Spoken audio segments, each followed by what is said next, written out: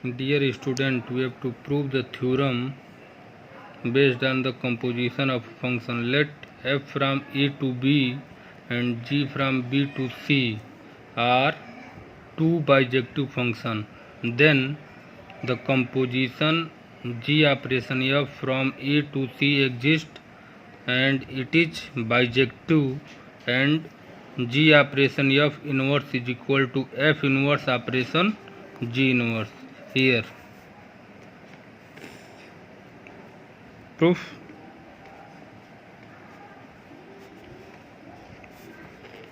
Since f from a to b and g from b to c are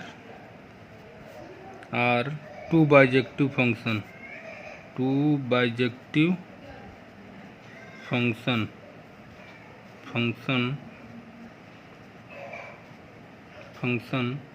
then by theorem, in the previous theorem we have to already discussed that the composition of two bijective function is bijective. Therefore the composition of that bijective function g operation f from a to c is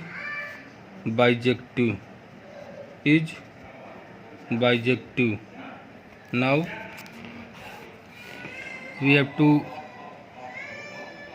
already prove that every bijective function have the inverse function. It means if any function is bijective, then its inverse is also exist. Here the composition of two bijective function is bijective, therefore its inverse is also exist. It means this implies that GOF inverse from C to A is also exist and is also bijective. Now we have to make a ray diagram of the composition of two function. We have to take three set A, B, C, A, B and C. A from B under F and B from C under G. Then its composition is G operation F. Its composition is G operation F. Here we have to take a element X of A and the image of X under F is Y, and that is f of X, and the image of Y under G is Z, and that is GY. Here GOF of X, that is G curly bracket f of Y and G f of Y. Here f of X, G f of X, and here f of X is equal to Y. Therefore this becomes G of Y, and here G of Y is equal to Z. Therefore GOF of X is equal to Z, and since GOF is a bijective function, therefore its inverse exists. This implies that GOF inverse Z is equal to X. This is the equation number first. Now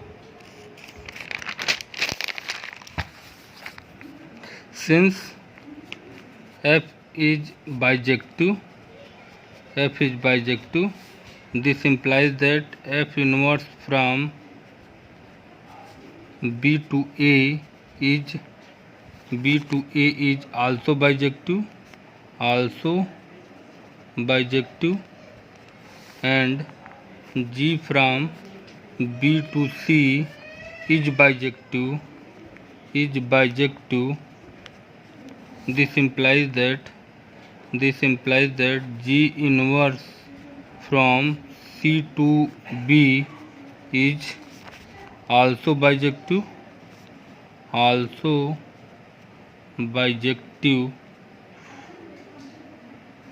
Now we have to make the composition of that function. Here we have to make the ray diagram.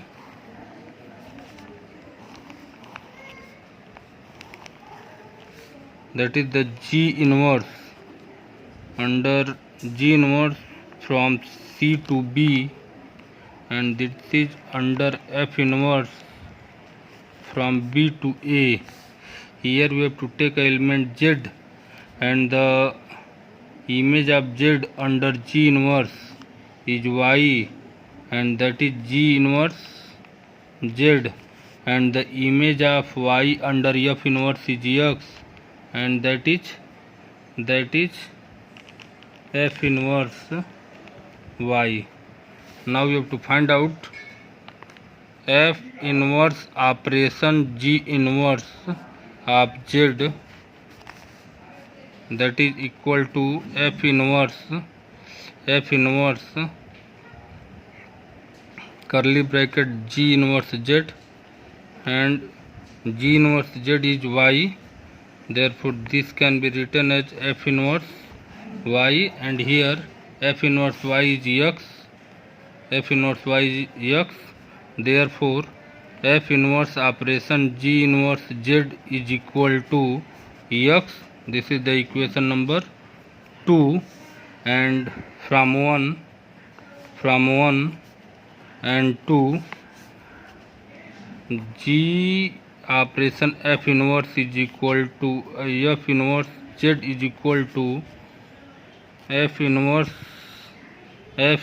operation G inverse Z for every Z belongs to C.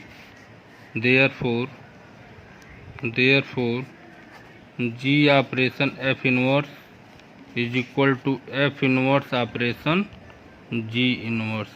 That is the proof of the theorem.